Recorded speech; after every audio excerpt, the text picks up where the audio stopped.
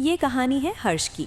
7वीं सदी के एक भारतीय सम्राट जिन्हें विरासत में एक टूटा हुआ साम्राज्य मिला था और उन्होंने उसे वापस एक साथ बुनने का एक तरीका खोज निकाला। ये एक ऐसा रहस्य है जो सत्ता, वफादारी और एक बटे हुए लोगों को एकजुट करने के असली मतलब के बारे में हमारी सोच को चुनौती देता है। इनका समाधान इतना चतुर था कि ये हमारी अपनी बटी हुई दुनिया के लिए आश्चर्यजनक सबक देता है। ये अराजकता में से व्यवस्था बनाने का एक भूला भूसा खाका है। समस्या: हर्ष की प्रतिभा को सही मायनों में समझने के लिए आपको उस दुनिया की तस्वीर बनानी होगी जिसमें वे पैदा हुए थे। एक नक्शे की कल्पना कीजिए जो किसी देश का नहीं बल्कि एक टूटे हुए शीशे का हो। सदियों तक महान गुप्त साम्राज्य ने भारत के बड़े हिस्से को एक साथ रखने का गोंद का काम किया था, जो स्थिरता का एक स्वर्ण युग था। लेकिन 6वीं शताब्दी के मध्य तक वो गोंद पूरी तरह से घुल चुका था। सालों के क्रूर युद्धों में, विशेष रूप से मध्य एशिया से आए हूण आक्रमणकारियों के खिलाफ, साम्राज्य को पूरी तरह से खोखला कर दिया था। केंद्रीय सत्ता बिखर गई।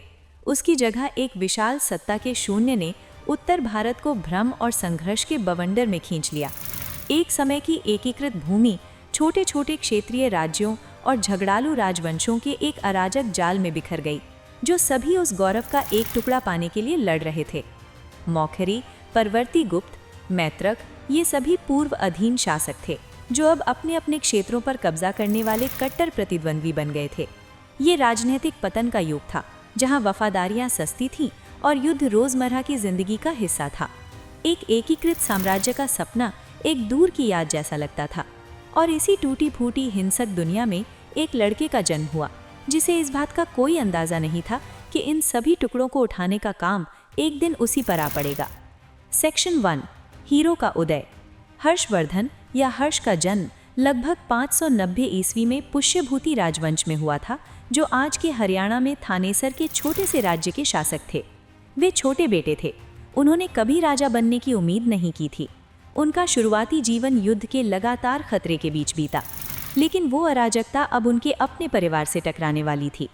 त्रासदी तब हुई जब उनके बहनोई, जो कन्नौज के सहयोगी राज्य के राजा थे, की एक प्रतिद्वंदी राजा द्वारा हत्या कर दी गई। उनकी बहन राज्यश्री को जेल में डाल दिया गया।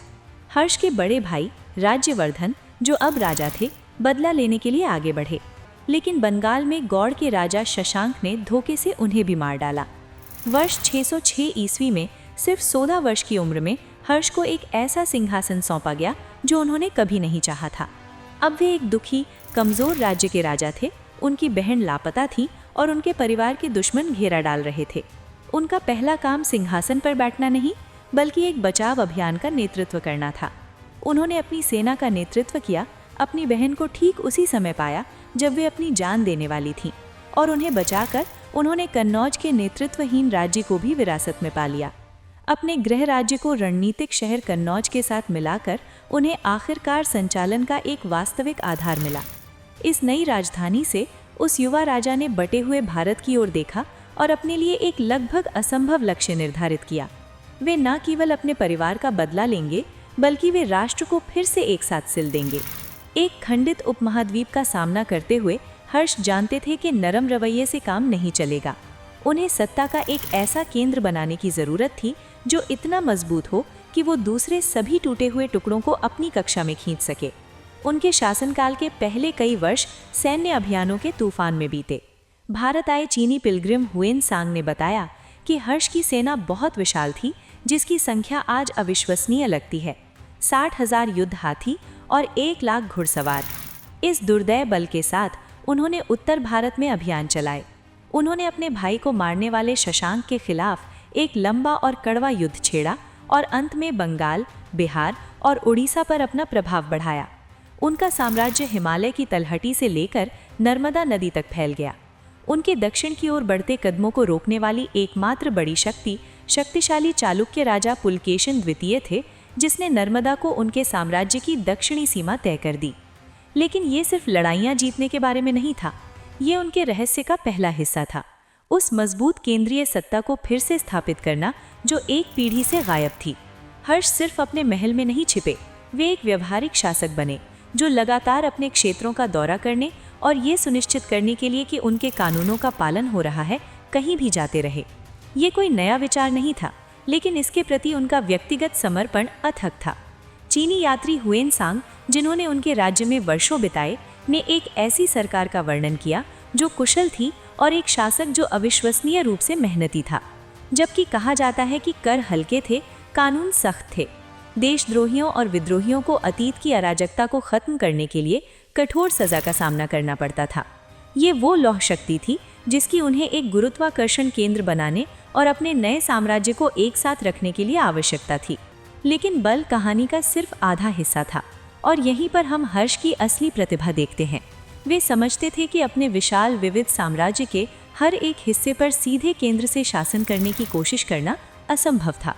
इससे केवल और अधिक नाराजगी और विद्रोह होता। इसलिए उन्होंने एक चतुर मिश्रित सिस्टम लागू किया, जिसमें उनके पूर्ण अधिकार के साथ आश्चर्यजनक मात्रा में क्षेत्रीय स्वायत्ता थी। उनके साम्राज्य में 2 प्रकार के क्षेत्र थे। मुख्य क्षेत्र, जैसे उपजाऊ सिंधु गंगा का मैदान, उनके सीधे नियंत्रण में थे, लेकिन परिधि पर स्थित राज्यों जैसे असम में कामरूप और गुजरात में वल्लभी को अलग तरीके से संभाला गया। उन्हें जीतने और मिलाने के बजाय हर्ष ने उनके शासकों को संभावित दुश्मनों से मित्र बना लिया। इन स्थानीय राजाओं को, जिन्हें सामंत या जागीरदार कहा जाता था, ने अपने सिंहासन बनाए रखे और अपने मामलों का खुद प्रबंधन किया। इसके बदले में उन्हें हर्ष को ट्रिब्यूट देनी थी, उनके सर्वोच्च अधिकार को स्वीकार करना था और ज़रूरत पड़ने पर उन्हें सैन्य मदद देनी थी। उन्होंने इन समझौतों को चतुर्दीप नीति से पक्का किया, यहाँ तक कि वल्लभी के प्रतिद्वंदी राजा को भी विवाह द्वारा स्थापित गठबंधन के माध्यम से एक सहयोगी में बदल दिया। ये उनका मास्टर स्ट्रोक था। भारत के हर कोने का सूक्ष्म मैनेजमेंट करने की कोशिश करने के बजाय उन्होंने वफादार सामंतों का एक नेटवर्क बनाया। ये सिस्टम उस समय की एक व्यापक प्रवृत्ति का हिस्सा था, लेकिन हर्ष ने इसे एक बड़े पैमाने पर लागू किया, जो एक अधिक मध्ययुगीन साम्राज्य की ओर एक बड़े बदलाव का प्रतिनिधित्व करता था। उन्होंने स्थानीय राजाओं को सम्मानित महसूस करने के लिए पर्याप्त शक्ति दी, लेकिन उन्हें अपने अधिकार पर निर्भर रखा। ये एक नाजुक कार्य का तरीका था, जिसने भारत की गहरी क्षेत्रीय पहचानों को कुचलने की कोशिश करने के बजाय उनका उपयोग किया। सेक्शन 4, स्वर्ण युग और विरासत। इस रणनीति का परिणाम 41 वर्षों के अपेक्षाकृत स्थिर और कला के क्षेत्र में समृद्धि से भरे शासनकाल के रूप में हुआ।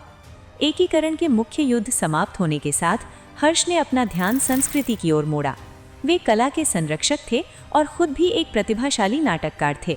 उनकी राजधानी कन्नौज एक भव्य सांस्कृतिक केंद्र बन गई, जो हर तरफ से कवियों और विद्वानों को आकर्षित करती थी। उनके राज्य के सबसे प्रसिद्ध आगंतुक चीनी पिलग्रिम हुएनसांग थे, जो बौद्ध धर्म का अध्ययन करने के लिए भारत आए थे। उन्होंने हर्ष के साम्राज्य में और महान नालंदा विश्वविद्यालय में वर्षों बिताए, जिसे हर्ष ने उदारतापूर्वक समर्थन दिया। हुएनसांग की विस्तृत जर्नलों ने हमें हर्ष की दुनिया में एक अमूल्य प्रत्यक्ष अंतर्दृष्टि प्रदान की। उन्होंने हर्ष को एक मेहनती और ऊर्जावान शासक के रूप में वर्णित किया, जो अपने दिनों को अपने प्रशासन और अपनी प्रजा के लिए समर्पित करते थे। हुएनसांग ने हर्ष की उल्लेखनीय धार्मिक सहिष्णुता पर भी ध्यान दिया। यद्यपि हर्ष व्यक्तिगत रूप से बौद्ध धर्म के पक्षधर थे, उन्होंने हिंदू धर्म और जैन धर्म का भी समर्थन किया। उन्होंने प्रसिद्ध रूप से विशाल धार्मिक सभाएं की, जैसे प्रयाग में, जहां विभिन्न धर्मों के विद्वान बहस कर सकते थे। इन भव्य त्योहारों में, जो हर 5 वर्ष में आयोजित होते थे, वे सभी धर्मों के लोगों को सार्वजनिक दान में भारी मात्रा में धन देते थे। इस समावेशी भावना ने सामाजिक सद्भाव की भावना को बढ़ावा दिया और शास्त्रीय भारतीय एकता की एक अंतिम शानदार चमक पैदा की। समापन। लेकिन हर्ष के रहस्य में एक घातक कमी थी। उनकी पूरी व्यवस्था, ये केंद्रीय नियंत्रण और क्षेत्रीय स्वायत्ता का शानदार मिश्रण, एक चीज से एक साथ टिकी हुई थी, वो स्वयं। उनका व्यक्तिगत करिश्मा, उनके लगातार दौरे और उनकी सैन्य शक्ति ही वो गोंद थी जो सब कुछ एक साथ टिकाए हुए था। लगभग 647 ईस्वी में बिना किसी स्पष्ट उत्तराधिकारी के हर्ष की मृत्यु हुई, तो वो गोंद लगभग रातों रात घुल गया। वही सामंती शासक, सामंत जिन्हें उन्होंने इतनी चतुराई से प्रबंधित किया था, अपनी स्वतंत्रता को फिर से स्थापित करने के लिए अलग हो गए। जिस शानदार साम्राज्य को उन्होंने अपना जीवन लगा दिया था, वो उन्हीं टुकड़ों में बिखर गया जिनमें उन्होंने उसे पाया था। एकता का वो क्षणिक चमकता हुआ क्षण खत्म हो गया। लेकिन फिर भी हर्ष के शासनकाल का सबक आज भी अविश्वसनीय रूप से शक्तिशाली है। उन्हें अक्सर पूर्व इस्लामिक भारत का अंतिम महान एकीकरणकर्ता कहा जाता है। एक ऐसा शासक जो समझता था कि एकता को केवल बल द्वारा थोपा नहीं जा सकता। उनका रहस्य संतुलन था। एक मजबूत केंद्र और सशक्त क्षेत्रों के बीच संतुलन, पूर्ण अधिकार और स्थानीय स्वायत्ता के बीच संतुलन। उनके साम्राज्य का पतन इस बात की एक स्पष्ट चेतावनी है कि जब कोई व्यवस्था किसी एक व्यक्ति पर बहुत अधिक निर्भर होती है तो क्या होता है। लेकिन उनकी सफलता, भले ही वो अस्थायी रही हो, एक कालजयी खाका प्रदान करती है। ये हमें सिखाता है कि एक बटे हुए लोगों को एकजुट करना मतभेदों को मिटाने के बारे में नहीं है, बल्कि उनके सह अस्तित्व का एक तरीका खोजने के बारे में है। ये हमारी सबसे बड़ी आधुनिक समस्याओं में से एक पर 1400 साल पुरानी अंतर्दृष्टि है, एक प्राचीन राजा का एक रहस्य जो अब पहले से कहीं अधिक प्रासंगिक लगता है। आपको क्या लगता है कि हर्ष की रणनीति का सबसे महत्वपूर्ण हिस्सा क्या था? मजबूत सेना या राजनयिक गठबंधन? हमें नीचे कमेंट्स में बताएं। और अगर आपको अतीत की इस यात्रा में आनंद आया तो इतिहास की और भी छिपी कहानियों के लिए सब्सक्राइब करना और नोटिफिकेशन बेल दबाना सुनिश्चित करें। देखने के लिए धन्यवाद।